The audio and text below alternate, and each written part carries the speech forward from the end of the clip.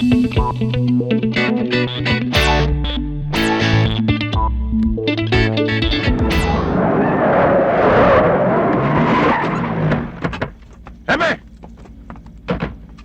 Heme!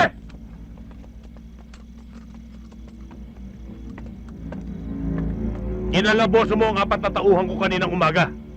Tama. Nakakulong sila. Dahil nanggulo sila sa bayan kanina. Kaya nga sinusundo ko na sila eh. Siguro naman sapat na yung buong maghapon na ikinulong mo. Kaya pakawalan mo na sila. Madali akong kausap, Chavez.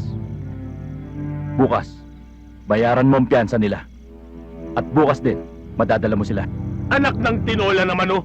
Pinarwisyon mo na nga ang mga tauhan ko. Ibabayaran ko pa. May paraan dito, Hepe. Prasuhan. Kung ayaw mo silang ibigay sa amin, kukunin namin sila na sapilitan. Magkakahiyaan lang tayo kung ipipilit mo ang plano mo. Eh anong magagawa niyong dalawa? Eh ang dami namin. Mas malalakas pa ang mga armas namin, oh.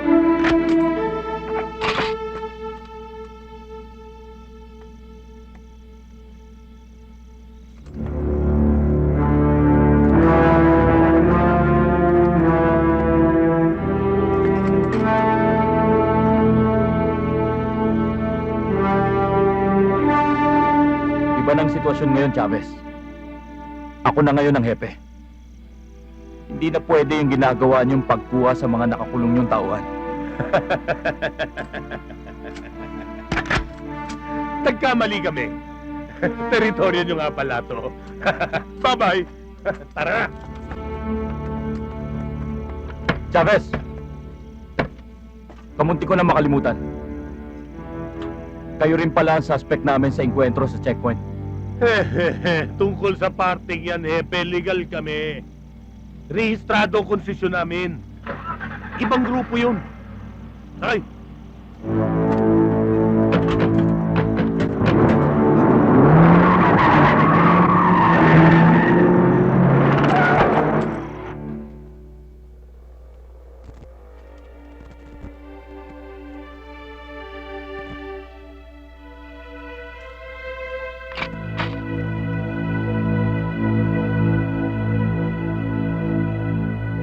Isasubmit ko kay Major ang mga papeles na to.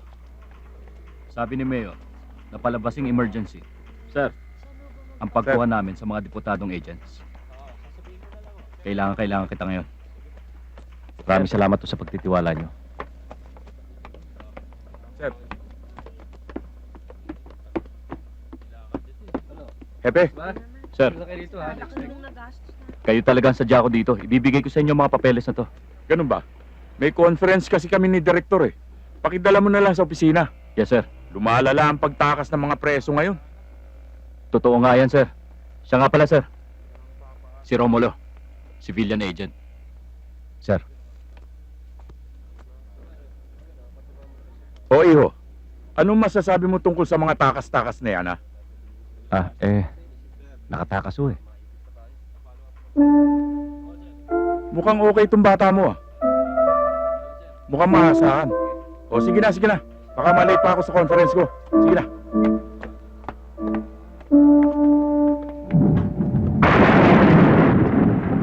May bagyo na naman ah. Makauwi na tayo na maaga.